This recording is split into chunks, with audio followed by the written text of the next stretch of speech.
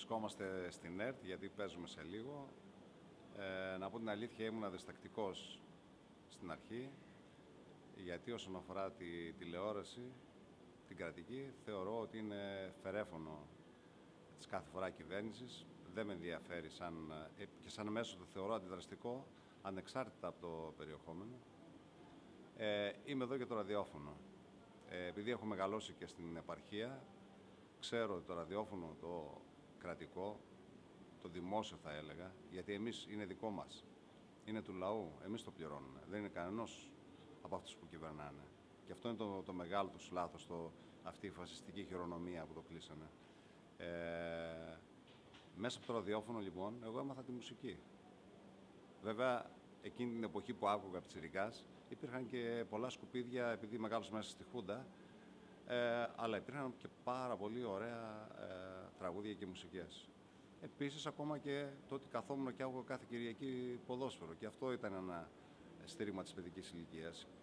Με το κλείσιμο, εγώ ένιωσα σαν να μου φυλακίζουν την παιδική ηλικία. Και έτσι τελικά αποφάσισα να έρθω να στηρίξω αυτή την προσπάθεια όσο γίνεται. Περισσότερο όμως θα στηριχθεί όχι από εμάς, από τους ίδιους από εσάς τους εργαζόμενους.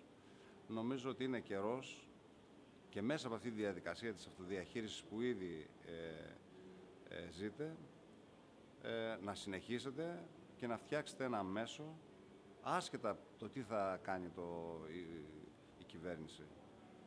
Έχετε, νομίζω, αν έχετε το θάρρος και την διάθεση, μπορείτε να κάνετε ένα μέσο, όπως το ακούω τελευταία. Το ραδιόφωνο που ακούω τελευταία, τώρα, έτσι όπως είναι αυτοδιαχειριζόμενο, είναι 100 φορές καλύτερο από αυτό που άκουγα πριν.